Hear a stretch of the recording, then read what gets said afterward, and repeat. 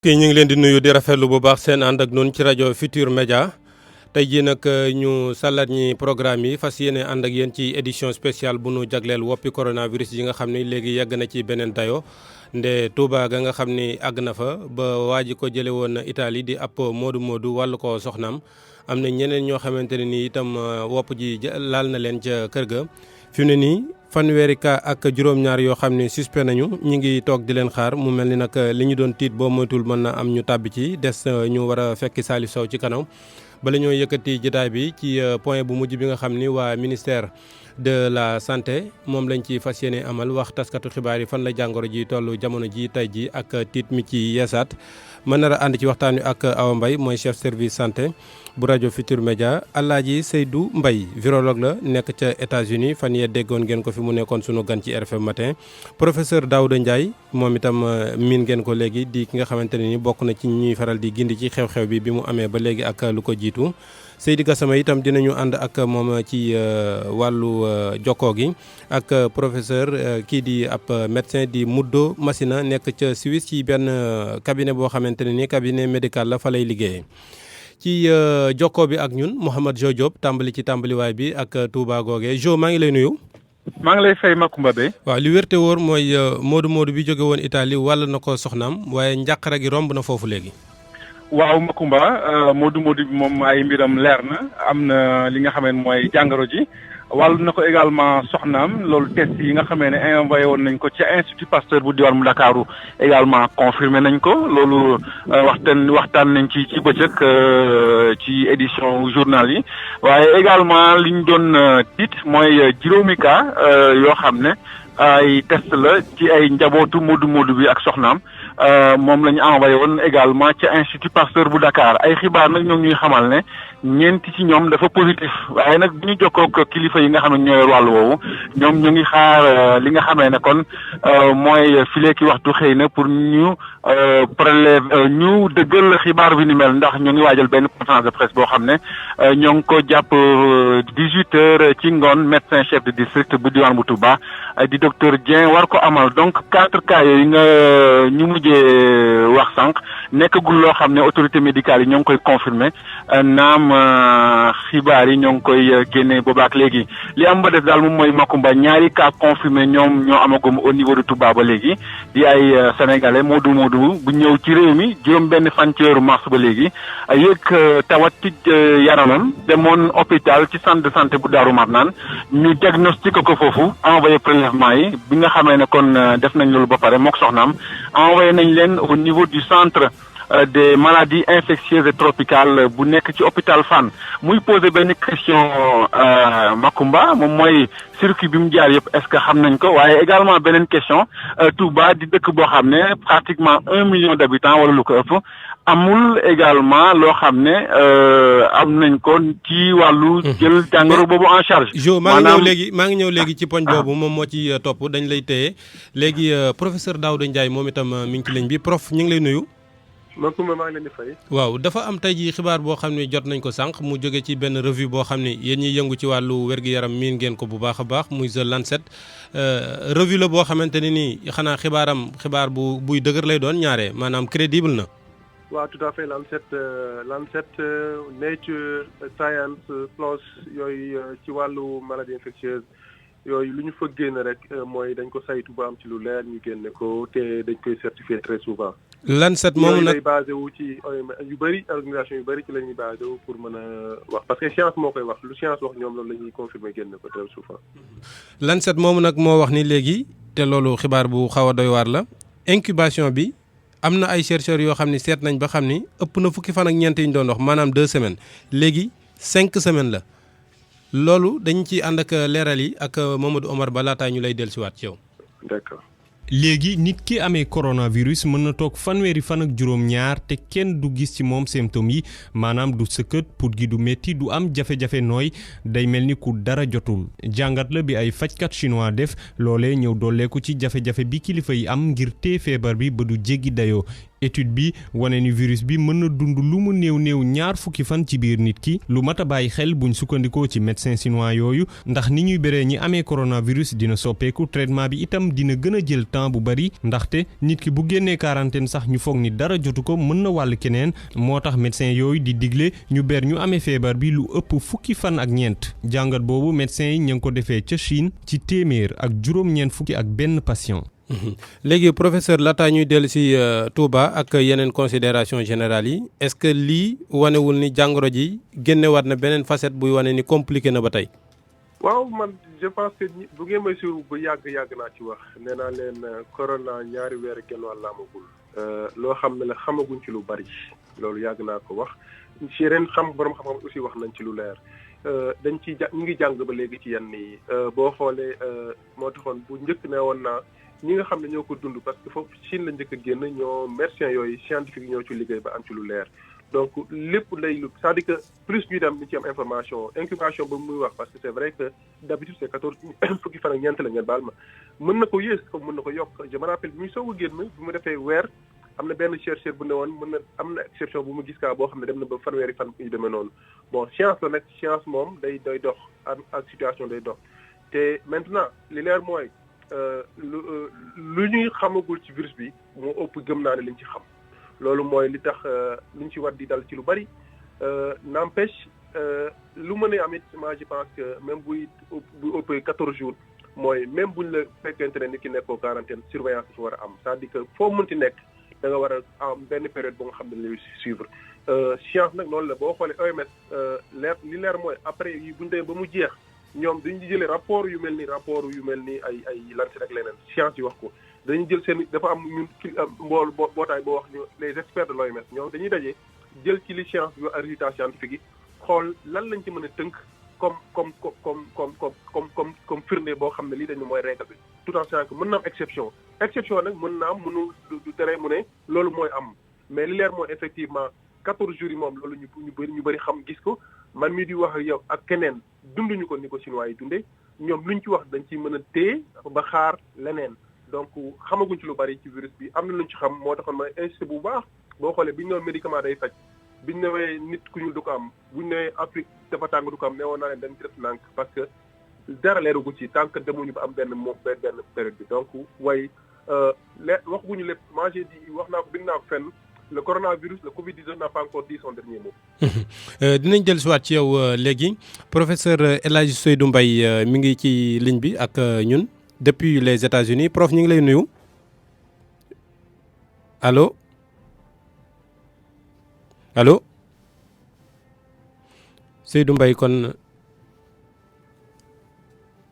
Seydou Mbaye kon dinañu jokkoowaat ak moom ci kanam tuuti. war a ànd ak moom depuis les États-Unis mais professeur Daouda Ndiaye bu ñu dellu siwaatee ci actualité bi nga xamante ne nii moo waral li lépp di yokkuwaay bi ca Touba fi mu ne nii lu war a doon taxawaay bi. waaw dafa war a nekk taxawaay ku ci nekk ci ñun d'abord c'est-à-dire que ni mu génnee Touba ne mënul génne fépp ci Sénégal c'est-à-dire que amul ni mu génnee Afrique ni mu ñëwee Sénégal la mën a génne fu nekk loolu la génne ni mu génnee Touba la mën a génne feneen c'est-à-dire que loolu dañ ko war a jàngate d'abord mooy. amul virus bi xamul frontière xamul dëkk xamul doom xamul nit li mu xam mooy àdduna la xam donc bu ñu yaakaar ne ni non fële la déedéet man pour man ndax le fait que ñuy fësal ne fii la feeñ c'est pas le plus important li am solo mooy ñu xam ne mi ngi Sénégal te ku ci nekk ci ñun mu xam ne nu mu ganesee keneen la mën a ganesi nu mu la ganesee nag pour nga mën a aar mooy nga def yow sa aar bopp ba pare mooy prévention bi il faut que ñu continuer di ci xeex ci prévention parce que jàngoro la boo xam ne ku ci nekk mën nga ci am lu rëy loo ci liggéey pour prévention bi mooy lu te yoo xam ne dañu naan am na ku ne démb raxas loxo rek dina ko kii ma ne ko bul na ci rek bi parce que loolu mën na ci rek lu bëree bëri donc ku ci nekk ci ñun am na taxawaay bi ñu ci war a taxaw mooy ñu continuer di xeex bi nga nekk muy état muy nekk ministère muy ñun ku ci nekk jàppal na yow yaa état yaay ministère parce que Sénégal tey dañoo war a gën a continuer li ñu ko nekkoon depuis le départ ñu nekk benn xam ne buñ ci gañee ñëpp a gañee bu ñu ñàkkee ñëpp a ñàkk donc na nekk taxawaay ku ci nekk xam gëm naa ne ministère ñu ngi ciy liggéey ñu ngi ciy continuer ci seen taxawaay loolu aw ma ci xel ñaar parce que xam naa ne ñooñu li ma gëm mooy ñu ngi ciy xeex ñu ngi te aussi ñoom aussi gëm naa ne ñu ngi yokku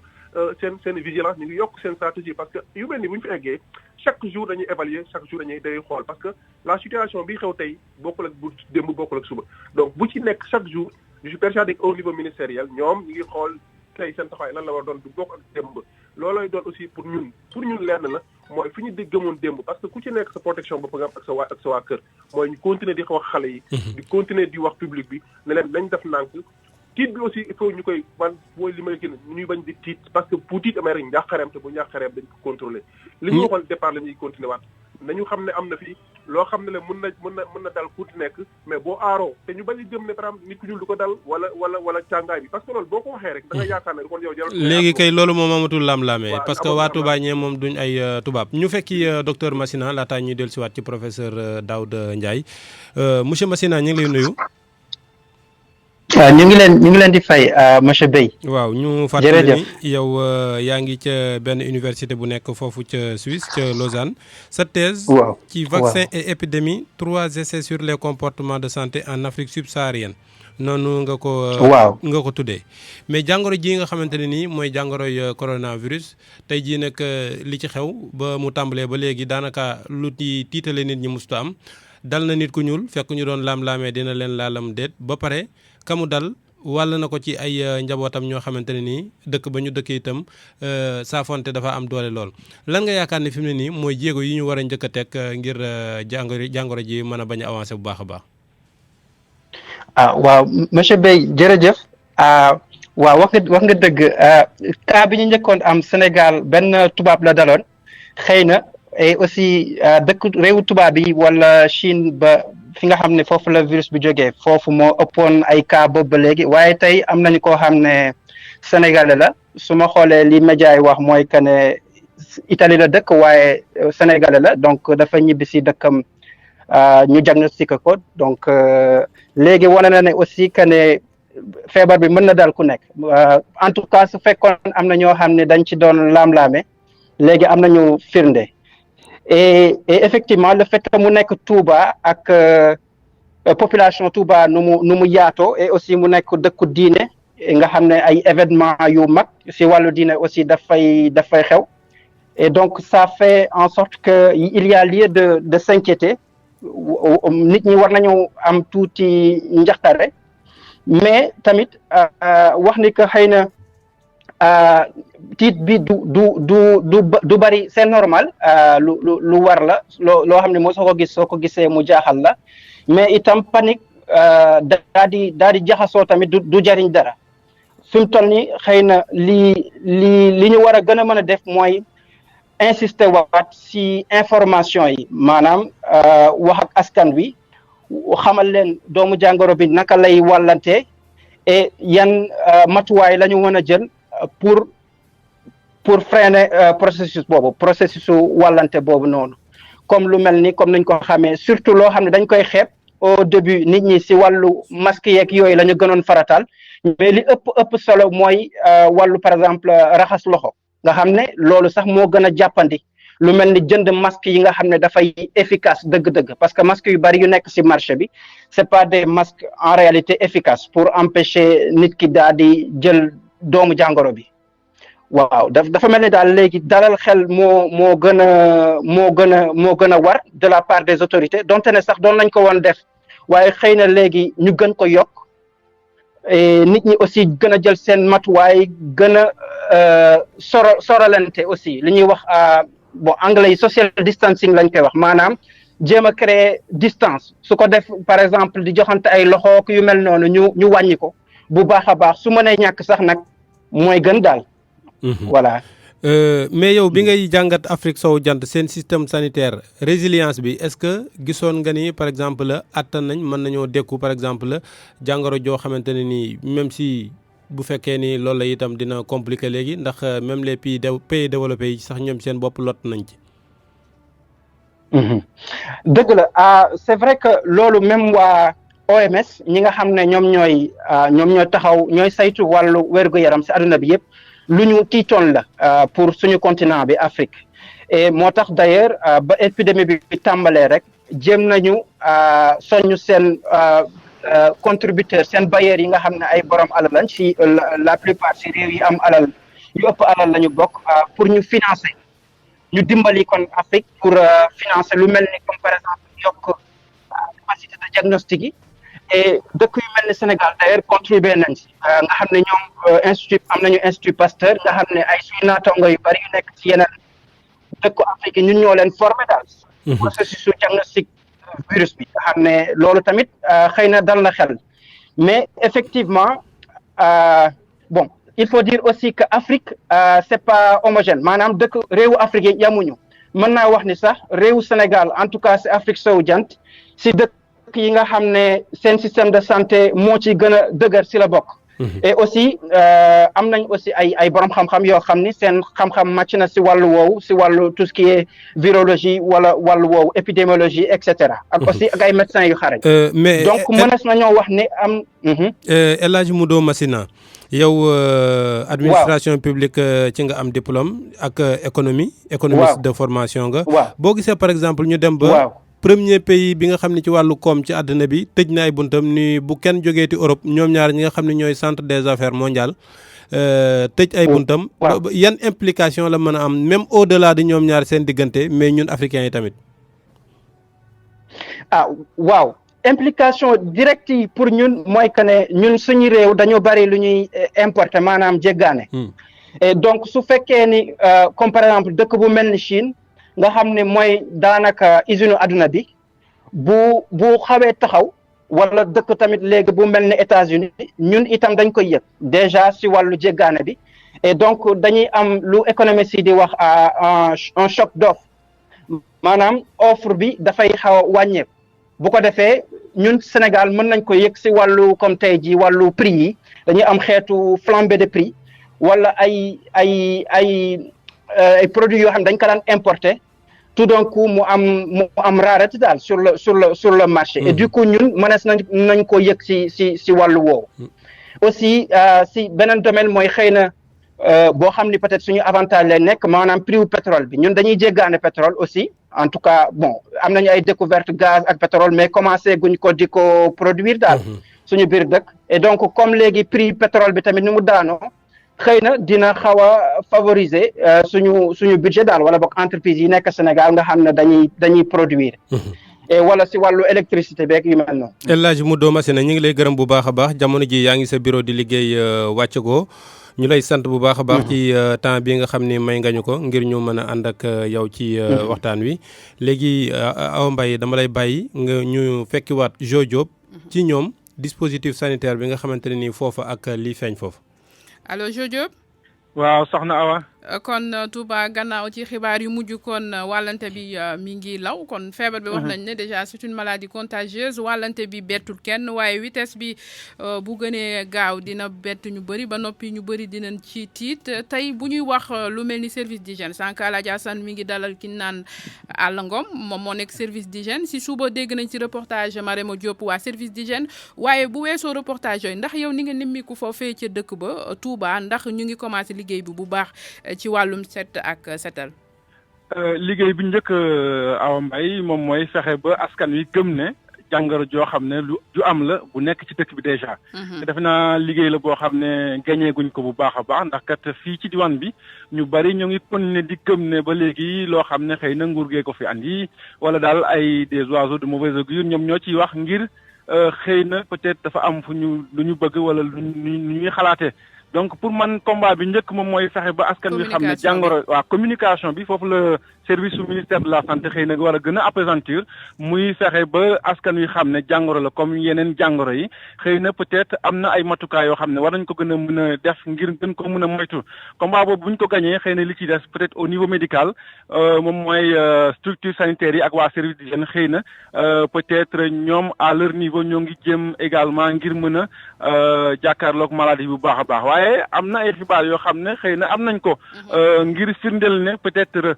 li ñu waroon jóge dëgg xëy na peut-être jóge wuñ ko woon noonu xëy na peut-être comme cas yu bees yi am na dina tax nit ñi gën a jël seen matukaay surtout au niveau du gouvernement ngir mën a andi li nga xam ne moom mooy kit sanitaire yeeg yeneen yi ngir askan wi mën a mucc ci jàngoro yu baax a baax parce que am na suñu benn xibaar bu ñuy xamal ne li nga xam ne moom mooy combinaison yi sax daanaka mardi bi passé ak yeneen matériel yu xaw a demee noonu lañ koy door a ventiler au niveau de certaines structures de la place te loolu xam naa ne mardi ak tey xëy na ñaari fan la donc fekk na jàngoro ji xëy na duggoon na wala boog mu ngi woon jege si fi nga xam ne mooy dëkk bi mel ni Touba loolu daal nekk na ay njàqare yoo xam ne nit ñi am nañ ko également au niveau de certaines structures publiques infrastructure yu mel ni xëy na grande mosquée ak yeneen yu mel noonu xëy na mënoon nañ fa installer ay caméras thermiques wala ak yeneen yoo xam ne xëy na nit ñi buñ ko kiiyee xëy na buñ ko détecté xëy na dina gën a yomb ci prise en charge bi loolu daal awa bokk ci également peut-être déficit d'infrastructure sanitaire au niveau de Touba. ci loolu sax laa doon jëm Mouhamed Diop Touba boo ñu defal nataalam ci wàllum bërëbu fajukaay ndax am na ñaari hôpital yu mag ak yeneen yi ci topp ndax bu ñuy xool dispositif d'alerte bi ndax marché na benn cas boobaak léegi yow boo ñuy defal cartographie bi en matière d'infrastructure médicale lan lay doon Touba. Touba dëkk la boo xam ne bu tumuranke la ci wàllum hôpital ak yu nu mel ay barabu fajukaay ndax boo xoolee dëkk boo xam ne peut-être ni ma ko waxee sànq y a plus d'1 million de personnes yoo xam ñoom ñoo fi yeewoo boo ko boolee ak Mbacké c'est une grande agglomération boo xam ne xëy na ñi waroon na fekk ñuy naan juróomi hôpital wala fukk waaye fi mu ne nii y a que 2 hôpitaux dans la ville de Touba benn hôpital de niveau 3 ak benn boo xam ne de niveau 1 niveau 3 bi mooy hôpital Matlaboul Fawzeyni bu nekk Jannatul Mahwa beneen de niveau 1 bi moom mooy bi nekk Ndamaatu li ci ay centre de santé la ak ay poste te def naa centre de santé ak poste nekkuñu suffisamment outillés ngir mën a amuñu doole trop koo demee commune bu mel ni Mbacké par exemple amuñu hôpital ab centre de santé moo fa nekk te commune bu Mbacké nekk na commune boo xam ne gannaaw la commune de Touba dans le département bokk na ci commune yi gën a am doole dans les zones rurales moom waxatuñ ko lu mel ni ay Sadio problème ñoom mun nañu am cas sax xëy na ñaanalu lañ ko yàlla mais pour wane ne rek jafe-jafe dem nekk na fa jafe-jafe boo xam ne xëy na bu fekkoon lu mel nii nemeeku nañ ko ci côté yu mel noonu ne serait-ce que pour évacuer ko rek wala pour yóbbu fa malade rek yóbbu fa ambulance rek da nekk lu jafe-jafe ndax am nañ seen tronçon boo xam ne jéggi siraat lañ koy woowee donc pour dem fa wala pour dikk fa nekk na jafe-jafe bu tar donc loolu daal lañ nemeeku ci au niveau local tax ne xëy na peut-être kilifa yaa ngi koy jël ay matukaay waaye matukaay yi dëgg ni ñu ko war a jëlee moom mooy xëy na communication ak askan wi waaye fexe également acheminer le matériel qu'il faut ba askan wi bañ a loru bu baax a baax ndax kat am na yoo xam ne ay événement la yoo xam ne ñoo ngi profilé wu à l'horizon Awa Mbaye. jërëjëf Mouhamed Diop kon Macoumba Beye dégg nga ko ñu waxaat ca Touba la fa am ci infrastructure baax na ndax nit ñi mën a nataal Touba boo jógee Touba yeneen diwaan nga fa pour ñu mën a xam de façon générale réew mu nekk wala diwaan bu nekk sa jumtuwaay. ci wàllum wér-gu-yaram tamit lu am solo ndax bu ñuy wax système d'alerte c'est un ensemble donc ku nekk dañuy jël si yow. daal di koy boole nattu ko benn yoon waaye itam di def foo xamante ne par région la tamit c'est important. kon nag Touba rafle lool ay jumtuwaay ci wàllu santé yoo xam ne yu méngoo ak jamono la docteur El Hadj Seydou Mbaye virologue nga yaa ngi États-Unis fan yi àndoon nañoo ak yow ci RFM matin maa ngi lay nuyu sëñ Mbaye. waaw jërëjëf monsieur Beye maa ngi lay fay. yow newoon nga bi ñee bu leen tiit nga ni tiit leen dëgg. parce que lii mën naa àgg foo xamante ne nii kenn du xam fu muy mujjee nga ni nit mën naa jóge Italie indi ko fi noonu la mujj demee léegi nag la nga doon dànkaafu bi mu amee fi mu ne nii loo jàpp ni mooy li ci gën ci taxawaay. waaw jërëjëf ba ma contacté nii pour ma waxaat ci coronavirus bi li may wax rek mooy li ma doon wax rek mooy ne. virus dafa nekk doomu jàngoro boo xam ni bokkut ak du parasite du kii du bactérie du ay champignon dafa nekk doomu jàngoro bu xaw a jafe te tamit naqatee xam ba taxoon ma ne bam sosoo kii rek Chine rek ma ne nañ jël matuwaay yu war matuwaay yi du leen lu may fàggaru teel a defar dëkk bu ne. muy Touba muy Dakar muy Kaolack dëkk bu mënta doon muy Ziguinchor muy fu mënta doon ci Sénégal ñu waajal leen ña fa nekk ci ay mbiram docteur ñu former leen fexe ba nguur gi suñ alalu réew mi ñu jël ci def ay dépenses yoo xamee ni mën a jënd équipement yu doy jox ko ñi nekk sa di liggéey mbiram docteur bu ko defee ñoom ñu préparer seen bopp nga xam ne même bu amee cas bu ñëw sax ñoom duñ leen mën a wàll boole ci timil fexe boole si média yi sa njëlbeen ba bu ko defee média yi buñ ci bokkee dinañ mën a yee askan bi xelal leen xam leen ni ñuy doxee ba nga xam ne benn cas sax bu amee sax day neex a teel a gis bu ko defee wàll bi du sori waaw mais comme que agsi nañ fii bon nañ ñaan yàlla rek mu suturaal réew mi ñu fexe lëlënale mën naa ne weesuwul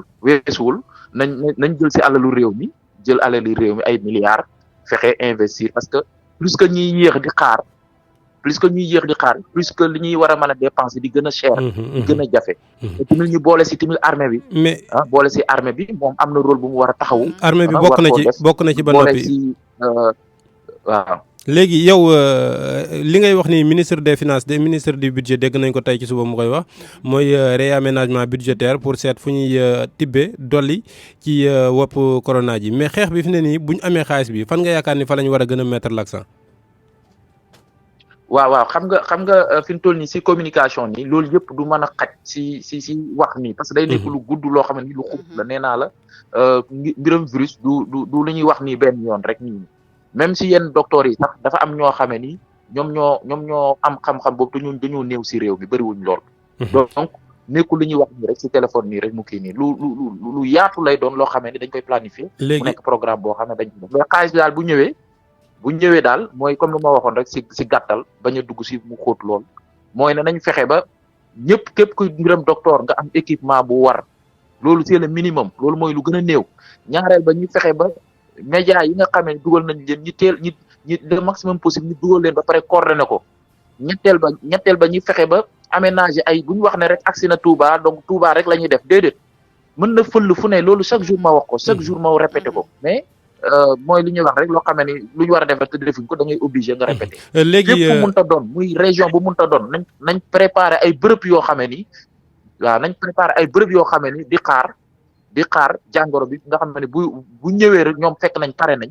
boobaa dinañ fa mën a dugal nit ñi te bañ yenn ñëpp indi Dakar parce que ñëpp mënuñoo xaj Dakar te xamuñ yàlla ñaata nit la ñuy nattoo ñoo xamee ni dañ koy ami. mais loolu tam peut-être Awa Mbaye dina ci dellusiwaat moom mi nga xam ni moo ñu gën a miin dispositif sanitaire bi par exemple barab yi nga xam ni moom la ñu waaj est-ce que nu mu toll ak ñaata nit la mën a jël mais prof Seydou Mbaye da ngay garder ligne bi ñu jël sa Seydou Mbaye Seydi Gassama bu am ne si mi ngi ci ligne bi tamit Seydi Gassama ñu ngi lay nuyu. waaw maa ngi lay nuyu di nuyu spécialiste yi nga xam ne ñoom ngeen doon waxtaanal léegi. di wax ne seen kaddu dafa am solo te maa ngi remercier RFM bi ngeen joxe kaddu pour ñu wax ndax ñoom ñu spécialistes yi dafa baax ñuy wax ci jamono yi pour que Sénégalais yi mën a am information yi gën a baax ci virus bi loolu am solo la. loo ci wax ci wàllu xew yi nga xam ne mooy xew yi diine yi lu ciy sa xalaat. waaw sama xalaat mooy virus bi léegi dugg na ci biir Sénégal. surtout ak li nga xam ne moom moo xew Touba depuis démb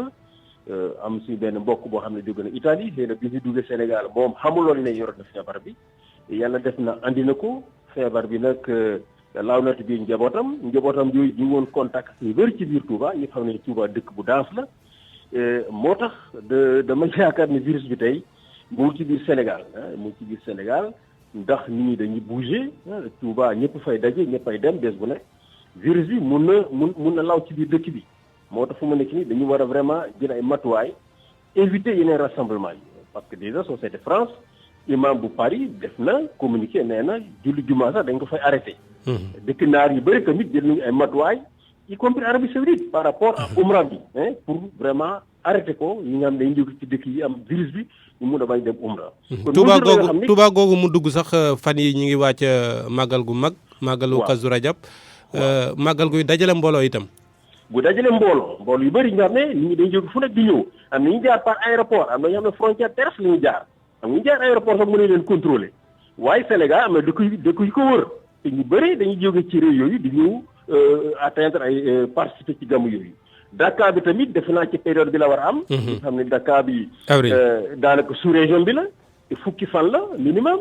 dégg naa tamit catholique yi am na journée mondiale de la jeunesse bi ñu war a organiser ci même période bi kon ay daje yu mag la yoo xam ne dina attirer ay nit yoo xam ne ñu ngi ci biir Sénégal ak ñu jóge ci bitim réew moo tax vraiment je crois que woo ñu nguur gi pour mu jël ay mesures d'interdiction mënu ko def mais nañu approché kilifa diine yi waxtaan ak ñoom sensibiliser leen ñu seet est-ce que événement yi mën nañu leen reporter wala boog ñu annuler leen sax ndax circonstance moom moo ko laaj pour ñu annuler ko. Vraiment je crois que loolu mooy moom matuwaay bi nga xam ne état war na ko jël. jërëjëf. en concertation avec kilifa diine yi. jërëjëf Seydi Gassama waxtu wi ñu war a fekkee ji Salif Sow ci point bi ci ministère di def jot na fi mu ne nii juróomi waxtu kon la waa ministère de la santé di jano ak taskatu xibaar yi yeggaleen tolluwaayu jàngoro ji tey jii wax kaay yi lu ci nekk fan la amee ñuy taxeerlu kon ci kanam tuuti rek ñu jëliwaat Salif Sow mais bu fekkee Amady Seydou Mbaye mi ngi ci ligne bi ba léegi monsieur Mbaye. waaw ñu ngi ci kanam tuuti xam naa boo moytul buñ tàmbalee dinañ dagg bu waa ministère tàmbalee rek di wax point bi fi mu toll mais revue bu nekk foofu États-Unis The Lancet moom moo wax ni fi mu ne nii jàngoro ji période d'incubation bi wala bàyyil ma jëli Salif Sow d'abord Salif Salif da ngeen a tàmbali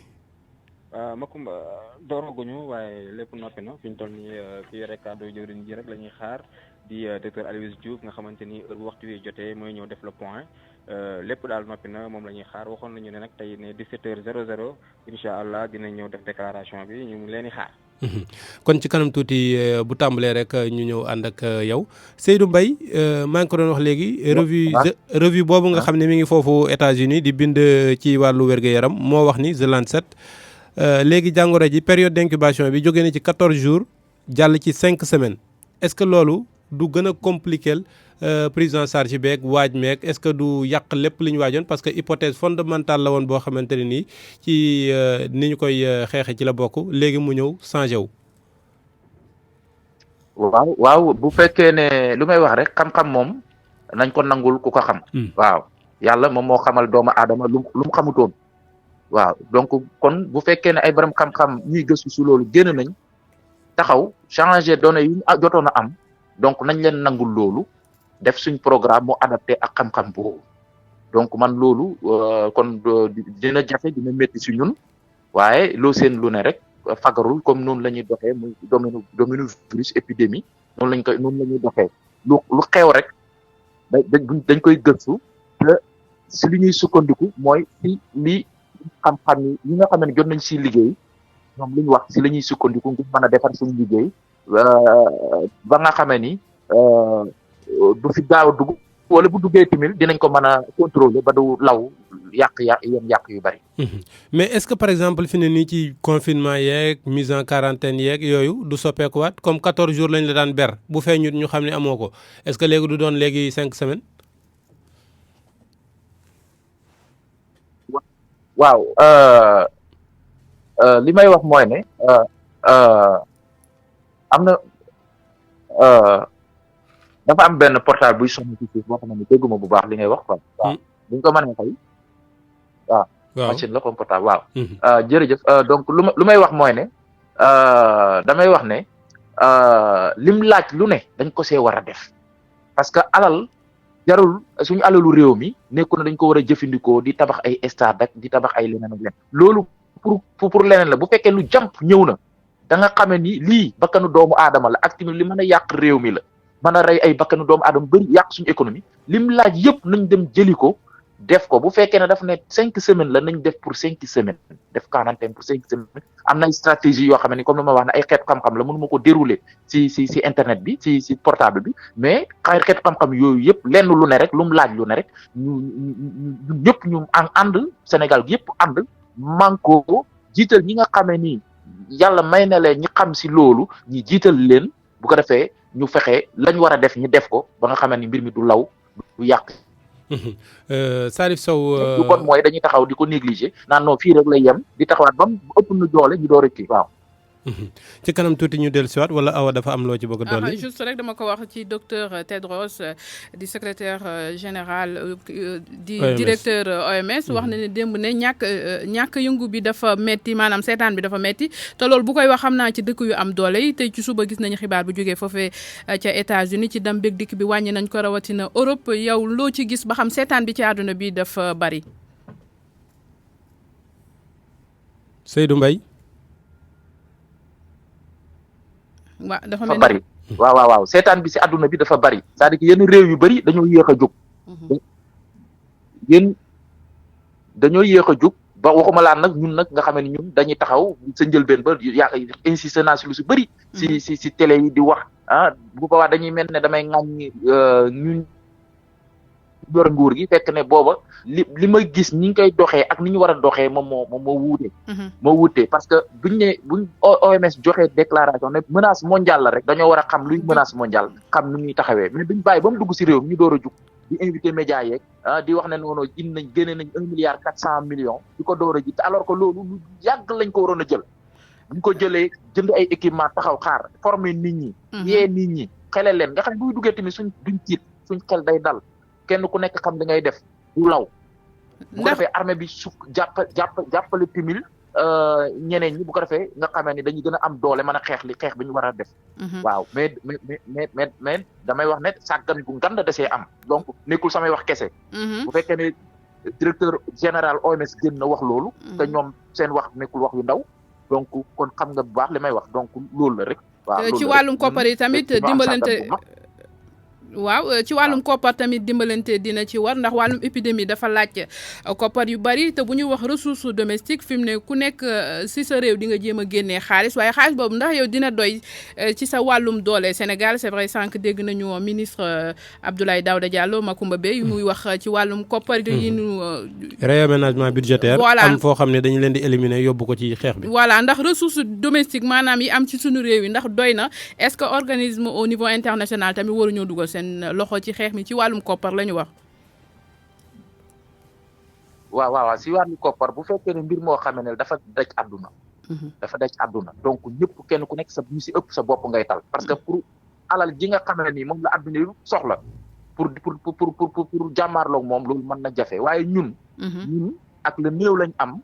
waroon nañoo jël si alalu réew mi man koo waajal c'est-à-dire que loolu mooy loolu benn erreur bu mag la. 1,4 million yi dafa tuuti. 1,4 milliard yi. voilà 1,4 milliard yi dafa tuuti 450 millions. dafa tuuti parce que bu fekkee jël nañu 153 milliards na benn état la ñuy def pour lu ñuy foyee alors que lii menace nationale la. wax dëgg yàlla bëri si réew mi mën nañ ci dee ministre sax mën na si dee. ñeneen ak ñeneen kenn mënu see mucc. parce que kenn xamul kan moo yor. mais dagguma la sax mais yéen foofu États-Unis dégg naa am na benn brésilien boo xam ne président bi Donald Trump dalaloon na ko. waaye ba mu ñibbee Brésil dañ koo xool moom am na jàngoro ji kon kat yéen itam fi mu ne nii yéen a ngi ci ak talaj ma laj. waaw donc léegi nii sax maa ngi seetaan télé nee nañ Tom Hanks nga xam ne benn acteur bu mag la. si États-Unis moom ak jabar ji waaw wàll na leen. wax tamit beneen basketteur bu mag si États-Unis aussi wàll na leen loolu foofu laay waxee. donc xaalisi réew mi jarul di denc. nekkul pour tabax nekkul pour ay tabax ay monument wala leneen xaalisi réew mi dañ ko war a dugal ngir sàmm askan bi. parce que nga jóge fi tamit yàqule ba pare alal ji du jariñ dara nañ génne xaalisi réew mi ñu xool nañuy yenn projet yu mag yi bu ñu ko mën a arrêté sax nañ investir alal. investir parce que réew du ñu am. professeur dinañ dellu si yow tuuti. danañ dellu si yow tuuti ci kanam tuuti fekk jokkoo bi gën a neex mais professeur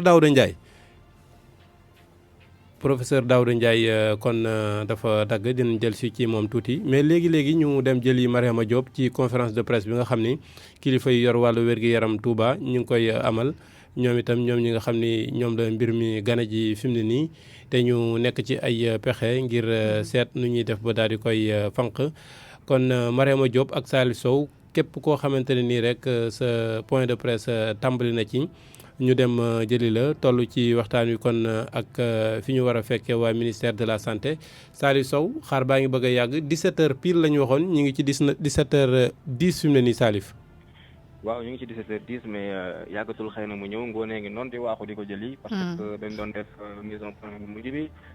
ndaxte dafa am yenn taskatu xabaar yi nga xamante ne dañu ko bëgg direct xaw di tardé ñoom itam dañ ko bëgg di tàmm. waaw parce que bu ñu waxee 17h00 tam nit ñi kale seen programme yi 17h00 dañoo ñëw war a ñëw 17h00. exactement moom la ñëw na bu avant 17h00 mais xëy na ñoom dañ doon may ñeneen ñi ngeen ñu mën a waajal mën a defandoo lépp ensemble mu ngi nii sax mooy seen kosu te kayit yi di dox di ñëw Ngoné Ngom di ko gunge ñuy fas yéene dox ci saal bi xam naa ne du yàgg dara c'est la question de seconde la mu daal di door bu la neexee sax fi mu toll nii ngeen téye ñu ànd ko ngeen mu ngi nii moom docteur Aloyse Waly Diouf ànd ak ñu war a ànd ak so après ñoom Ousmane Gueye ñu déglu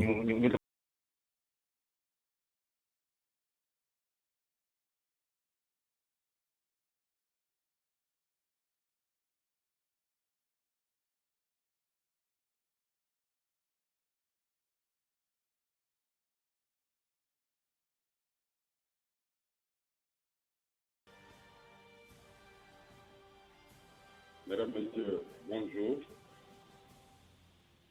Je vais vous faire lecture du communiqué numéro 11 du Dakar du jour de ce jeudi 12 mars 2020. Ce jeudi donc, l'Institut Pasteur de Dakar a notifié au ministère de la Santé et de l'Action sociale les résultats des examens virologiques du jour. Le bilan est le suivant. 5 cas suspects sont déclarés positifs au COVID-19. Il s'agit de contacts directs, membres de l'entourage familial du patient sénégalais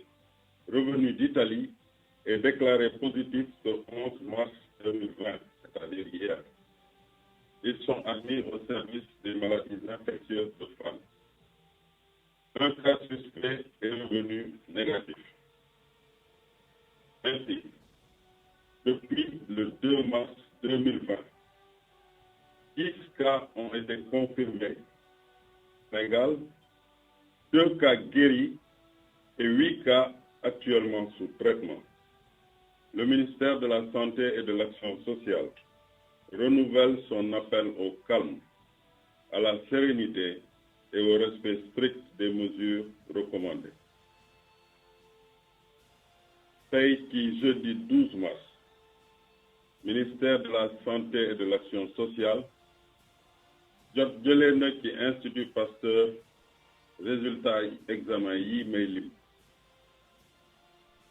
Juróomi cas suspect positif nañ ci coronavirus maanaam am nañu coronavirus. Juróomi cas yooyu mooy ñi nga xam ne ñooy dëkkandoo patient bi ñu gis démb déclaré ko positif foofu ci Touba.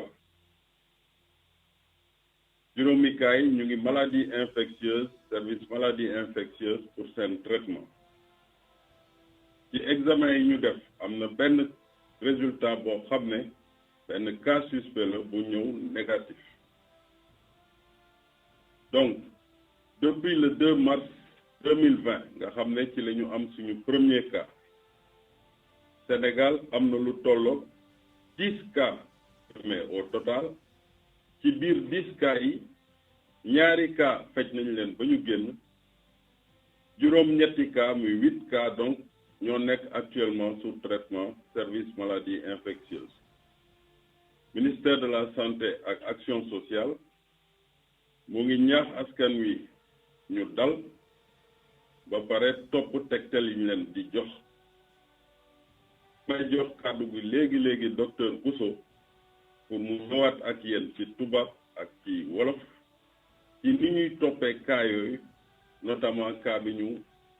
suivre cas suspect yi, notamment cas bi nga xam ne gis nañ ko démb ci Touba. Docteur Bousso, je vous donne la parole.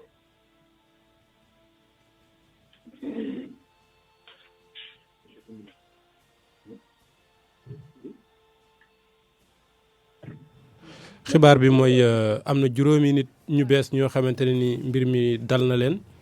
dañuy daal di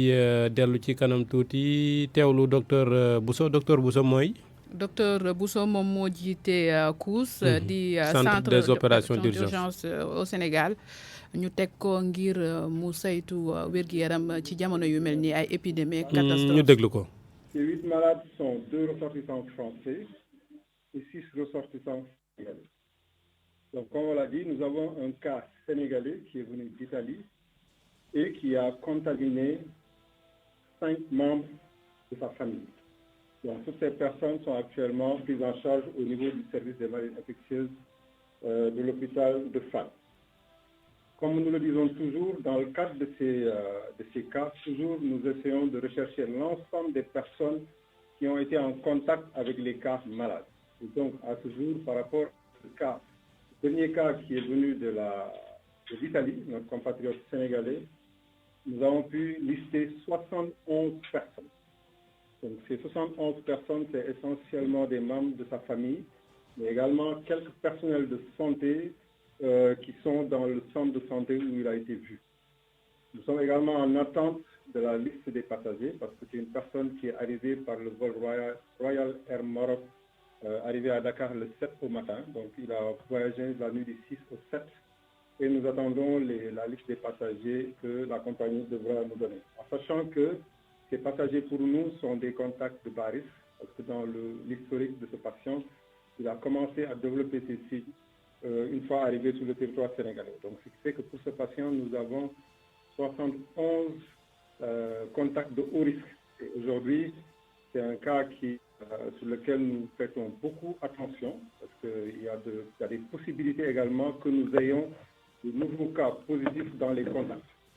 Maintenant, ce qui est important, c'est qu'on ait la possibilité de lister tous les contacts. Donc, le fait d'avoir un cas positif dans les contacts, pour nous, en tout cas, ne pose pas de problème parce que ça fait que nous avons fait le tour des contacts. Maintenant, si on fait le point sur l'ensemble des contacts que nous suivons depuis le début, pour les 10 patients,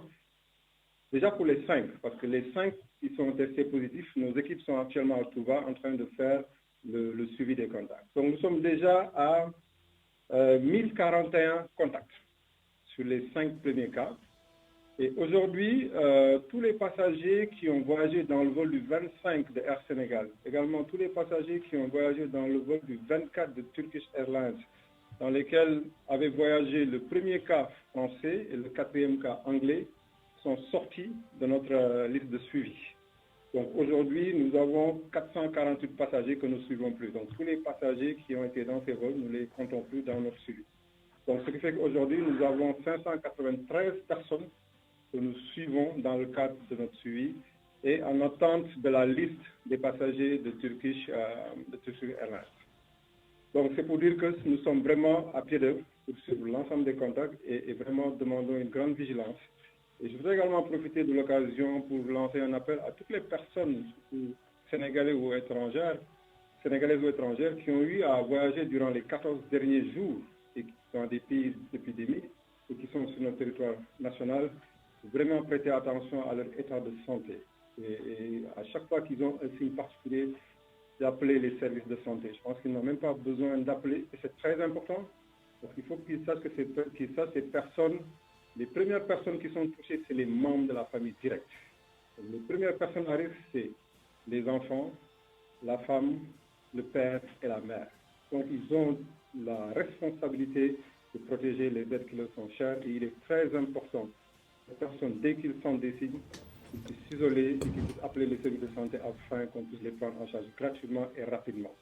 Et Dieu merci, jusqu'à présent, tous les cas que nous avons eus, pour le moment, ils se portent bien au niveau du service de maladies infectieuses et les contrôles se font. Demain, il y a encore des contrôles qui devront se faire pour le couple français et je pense qu'à l'occasion, un compte rendu vous sera fait et par rapport aux résultats, nous vous dirons ce qui est la conduite à tenir. Donc, damay wax ci wolof ci wàllu cas yi ñu am léegi am nañ fukki cas yoo xam ne ñu am donc ci fukki yi ñaari wér nañu ba génn nañu mooy qu'est-ce que je dis aw donc am nañu fukki cas coronavirus yu ñu am donc ci fukki yi ñaar yi wér nañu ba génn ñaar ñi mooy ki njëkk mooy benn ku jóge tugal ak ñeenteelu cas bi ñu amoon moo xam ne dafa jóge woon Angleterre donc juróom-ñett yi ñi ngi fi mu nekk nii service des maladies infectieuses hôpital de Fann ñu ngi leen fay topp di leen faj fi mu nekk nii seen yaram tane na donc docteur yaa ngi leen di topp bu baax léegi cas bi mujj bi am nag moo ñu bàyyi xel lu bari parce que dafa nekk suñu benn naataango bu nekk sénégalais boo xam ne dafa dëkk Italie jóge Italie ñëw Sénégal bi mu ñëwee Sénégal mu feebar fii et bi mu feebaree ba ñu def examen bi ñu gis ni dafa am coronavirus bi te après nag gis nañu dafa wàll waa këram yi donc am na juróomi nit ci waa këram yoo xam ne wàll na leen ñooñu ñu ngi hôpital pour ñu leen di faj ci wàllu waajooju nag gis nañu am na juróom-ñaar fukk ak benn nit yoo xam ne nekkal noonu ak ñoom te pour ñun ñooñu il faut que ñu seet leen parce que ñoom mun nañu am après feebar bi te gis nañu ci ñooñu juróom déjà am nañ feebar bi donc suñu équipe yaa ngi foofu ministre de la santé joxe na ndigal ba équipe yi dem nañ sur place ñu ngi topp pour seet ñëpp ñi nga xam ne ñoo taxaloon ak moom pour mun leen faj li ma mën a wax ci ñi nga xam ne ñoo taxoon ñëpp ci fukki cas yi am nañu junni ak ñeent fukk ak benn yoo xam ne dañ leen doon seet ci lim boobu ñi nga xam ne ñoo tukki woon ak tubaab bi njëkk bi ci roplaan bi ci 25 février ak ñi nga xam ne ñoo tukki woon ak anglaise bi ci Turkish Airlines le 24 février ñooñu bokkatuñu suñu si parce que ñoon jàpp nañ ni passé nañu seen fukki fan ak ñeent donc ñooñu pour ñun xalaat nañu dootuñu amati feebar bi mais fi mu nekk nii ba léegi ci juróomi malade yi nga xam ne ñu ngi leen di seet am nañu téeméer ak juróom-ñeent fukk ak ñett nit yoo xam ne ñu ngi leen di topp ci loolu war nañ ci dolli ñi nga xam ne ñoo tukkeeg suñu naataango bi jógee suñu mbokk bi nga xam ne moo jógee Italie bi nga xam ne ak kii la voyagé Royal Air Maroc et aussi dinañ xool ñu bees ñi nga xam ne moom la ñu am mooy juróom yu bees yi tey suñu équipe yaa ngi foofu Touba pour xool ñan la ñu taxal donc pour ñu mën a saytu ñoom ñëpp te di rappeler ni que ñoo ñëpp il faut ñu xool leen ci lu mat fukki fan ak ñeent di jeexal rek di ñaax ñi nga xam ne ñoo tukki jóge ci dëkk yooyu dëkk yi nga xam ne dafa am coronavirus bi ñibbisi ci Sénégal ñu bàyyi xel ci seen wér-gu-yaram parce que feebar bi boo xoolee ñi la gën a jege lay njëkk a dal say doom lay njëkk a dal say jabar lay njëkk a dal say pap wala say yaay donc bu fekkee vraiment ñoom war nañ leen sàmm il faut que ñoom bu fekkee dañ ñibbisi nañu gis nañ benn signe gis nañu lu jagadi seen yaram nañu woote ci numéro d'urgence du ministère de la santé am na équipe yoo xam ne mën nañu ñëw jël leen isoler leen faj leen et yaakaar nañu incha allah dinañu am tan bu baax mais loolu dafa am solo parce que bu ñu ko deful rek feebar bi dina tas ci dëkk bi te li xew ci yeneen dëkk yi muy France muy Italie muy ay Iran yëpp mun na dal Sénégal donc il faut ku nekk ci wàll bi nga toll nga assumer sa responsabilité xam ni am na wàll boo war a jouer ba nga xam ne feebar bi dinañ ko mën a téye ci Sénégal jërëjëf. Salif. ñoo ko déggandoo. mu ngoog léegi kon am nañ juróom-benn cas ñu lay jaajëfal di la xaar nga jibbi si ci kanam tuuti. Professeur Daouda Ndiaye normalement mi ngi ci ligne bi ba léegi professeur. allo Daouda Ndiaye. oui waaw léegi waxtu wi nag dab nañu lool fi mu ne nii ndax yaakaaruñu woon ni dinañu agsi fii bu fekkee yaa ngi doon déglu conférence de presse bi considération générale yi nga ci am rek le temps que ñuy delloo antenne bi. waaw mooy léegi leer nañu ne feebar bi mi ngi Sénégal loolu am na leer na également nit ku ñu dina la dal di ngi gëm nañ ko léegi gis nañu également que li ci am solo mooy am nañ capacité yu ñu leen xoole ñooñu xool leen te bu ma leen dégloo mooy aussi ñu ngi ciy def équipe baa ngi sur place pour jëm xool ñëpp ñu ci am ñu jël leen kii mais li ci am solo li ci gën a ëpp solo aussi mooy fi mu appel bi mu mujjee mooy damay répété li bu wax ne ku nekk jël sa responsabilité je pense que peut-être man dama naan ku ci nekk na gën a farlu ba xam ne xeex bi sa xeex la loolu lañ yàgg wax mu xam ne nekkatul xeexu benn doomu aadama xeexu état xeexu Sénégal gi yëpp la te muy kenn ku ci nekk ñun na xam ne war na la mën a seet si war na mën a ñaanuñu ko yàlla mais nañ ko sóoraale parce que tubaab bi fa ne bala ngaa ne naam ne fa nuñ ko la prévention la santé est d'abord préventive avant d'être curative donc bala ngaa faj da ngay aar sa bopp ba pare ñu aar dëkk bi donc foofu daal mooy li ma ci jàngate ti wax na nañu continuer daal parce que bu daal amul rek dinañ compliqué te ñu xam ne yaakaar naa ne li xew yeneen dëkk yi moo gën a garaaw am na ñu mu amagul dëgg la mais nañu gën a continuer rek fagaru bu baax a baax a baax a baax ku ci nekk ci ñun nga yokk sa fagaru état bi aussi fagaru ñu continuer yàlla mën nañ ñu may li yëpp ñu wees ko bu yàggul. Professeur Daouda Ndiaye ñu lay gërëm bu baax a baax ci téye bu yàgg bi nga doon sunu consultant léegi rek ndax consulté itam du takk masque yi rek di seet température yi. ci lañ itam bokk. ànd ceeg askan wi tamit ci la jërëjëf professeur Awa ma bàyyi la nga ànd ak professeur Seydou Mbaye États-Unis moom itam mu tëj ñu delloo antenne bi. Macoumba balaa ñuy egg ci professeur bu ñuy analyser les chiffres yi nga xamante ne ministère de la santé jox na ko ci wàllum wàllante bi mooy bu ñuy xool les chiffres ont doublé en 24 heures kon loolu moom mooy maanaam mbir maa ngi commencé nag di màgg yow sa xam-xam ci wàllum rajo bi ci koom-koom la gën a bënne maanaam bu ñuy wax en 24 heures chiffres yi kon dafa doublé kon mënuñu xam ëllëg lan mooy xew. bu ñuy xool tamit ci chiffres yi nee nañ 71 personnes contact direct ak patient bi nga xamante ne moom moo jógee Touba wala moom moo nekk Touba kon loolu tamit lu bari la bu ñu ci boolee ñi nga xamante ne dañoo bokk ci trace bi fépp fu mu jaar bu ñu koy tënk toll nañ ci 1041 personnes kon loolu lu am solo la Macoumba ñuy ñaan kon mu yem si ñu yaakaar ne contact direct yi kon jël nañ ci ñi nga xamante ne am nañu jàngoro bi lu am solo la di wax ne kon les chiffres évoluent de jour en jour en 24 heures donc mën nañu wax ne kon dafa doublé loolu la ñu mën a jàpp ci chiffres yi nga xamante ne ministère de la santé joxe na ko kon ñu dellu si waat ak professeur Seydou Mbaye professeur. oui madame waay. waaw professeur kon déglu nga chiffres yi tukkee fii ci Sénégal démb ñeent la tey ñu ne fukk kon daanaka doublé na kon li nga doon wax ñëw na feebar bu wàllante la te wàllante bi dafay gën di dem. waaw man daal li may bëgg a tëjee wax ji daal mooy ne. li ma waxoon ba léegi defaguñ ko. li ma waxoon ci njëlbeen ba ñaari weer si gannaaw ba léegi defuñ ko. waaw nii lañ nar a nekkee di xool naan non doublé na. non suba gannaaw suba ñu newaat gisaan nañ yeneen cas di rappel loolu dama ne virus dafa nekk lu sérieux lii dafa nekk lu sérieux nañ génne alalu réew mi. parce que li mu wax léegi ni dafa leeraat daf ne. jëlee nañ ay nit ñu jógee Touba indi leen hôpital Fann. dégg nga pour garder leen foofu alors que loolu waruñ woon a àgg foofu waruñ leen a jëlee Touba di leen indi Fann waroon nañoo préparer Touba. préparer beneen région bu mun a doon nga xam ne lépp lu ne